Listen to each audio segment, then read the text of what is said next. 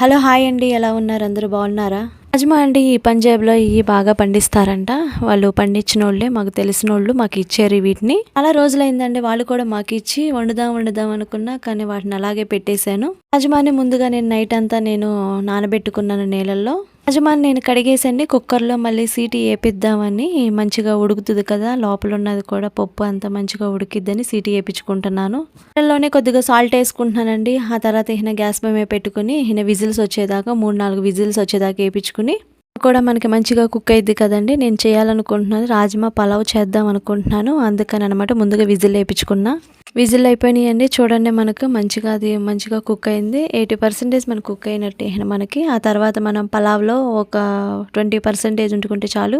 ఇట్లా నేను పలావ్ చేయాలనుకుంటున్నాను కాబట్టి నేను రాజ్మాని వేరుగా వాటర్ని వేరుగా పెట్టేసుకుని మళ్ళీ ఈ కుక్కర్లోనే నేను కొద్దిగా గీ వేసుకుంటున్నాను. కొద్దిగా వేడైన తర్వాత అండి మనకి పలావ్కి సంబంధించిన దినుసులు మొత్తము దాంట్లో వేసుకోవడమే.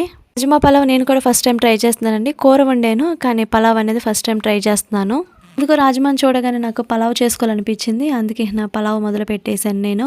ఈ దినుసులను వేసుకున్నాక కొత్తిమీర దీనికి మెయిన్ మంచి ఖుష్బు బాగుంటుంది కదా, అందుకని వాటన్నిటిని వేసిన తర్వాత కాసేపు గంటితో తిప్పుకొని ఆ తర్వాత అల్లం వెల్లుల్లి పేస్ట్ కూడా నేను దీంట్లోనే వేసి ఆ తర్వాత కూడా దాన్ని కూడా లైట్గా కొద్దిగా ఫ్రై చేసుకున్నా. వెళ్ళి కొద్దిగా పచ్చివాసన పోయేంత వరకు అంతే ఫ్రై చేసుకోవడమే.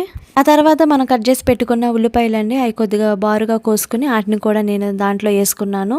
4-5 పచ్చిమిరపకాయలు కూడా వేసుకున్నానండి దాంట్లో ఉల్లిపాయల్లో. ఆ తర్వాత మళ్ళీ కొద్దిగా కరివేపాకు కూడా వేసాను నేను.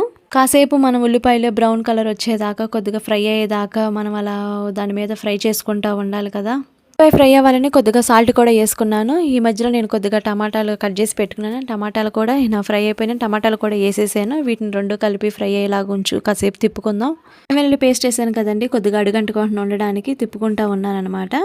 టమాటాలు కూడా మగ్గుతూ ఉండాలని ఒక 2 నిమిషాలు మూత పెట్టుకున్నాను. అంతలోకి మగ్గింది. కొద్దిగా పసుపు వేసుకుని ఆ తర్వాత కొద్దిగా తిప్పుకుని ఆ తర్వాత మళ్ళీ కొద్దిగా కారం వేసుకుంటే కొద్దిగా అది కూడా మంచిగా అడుగంటుకోకుండా మంచిగా పట్టిద్ది కదా అని కారం కూడా వేసుకున్నాను. కారం కూడా కొద్దిగా పచ్చివాసన పోయేంత వరకు కొద్దిగా కదుపుకుంటూ ఉండాలి. ఆ తర్వాత మనం కడిగి పెట్టుకున్న బియ్యం ఉంటాయి కదండి, ముందుగానే రైస్ కడిగి పెట్టుకుని ఉంటాం కదండి, ఇవి చక్కగా ఫ్రై అయిపోయినాయి. బియ్యాన్ని తీసుకొచ్చి దీంట్లో కలుపుకోవడమే.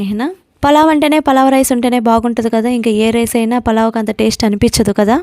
బియ్యం వేసిన తర్వాత మొత్తం ఒకసారి కూడా కలుపుకోవటమే. ఆ తర్వాత మళ్ళీ మనం ఉడకబెట్టిన రాజ్మా ఉన్నాయి కదండి, ఆ తర్వాత అవి కూడా వేసేసి మొత్తం ఒకసారి కలుపుకోవడము. రాజ్మా ఉడకబెట్టిన వాటర్ అండి, ముందు ఉడకబెట్టాం కదా రాజ్మా వాటర్, ఆ వాటరే తీసుకుంటున్నాను. అంటే నేను కొలత ప్రకారం ఆ వాటర్ నాకు సరిపోయినాయి, వాటిని పోసేసాను నేను దీంట్లో. తర్వాత కుక్కర్కి నేను మూత పెట్టేసుకున్నానండి. పెట్టేసుకున్న తర్వాత నేను 2 విజిల్ వచ్చేదాకా పెట్టుకున్నాను అనమాట గ్యాస్